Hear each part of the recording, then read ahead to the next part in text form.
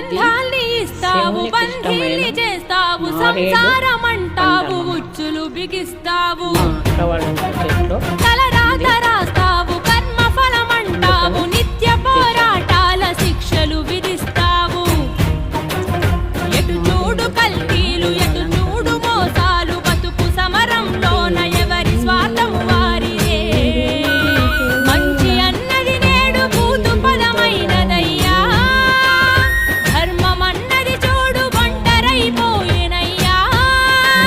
పైనేమి చేస్తున్నవయ్యా, దిగి వచ్చి రక్షించవయ్యా, లేదంటే మా ఊపిరాపేయవయ్యా.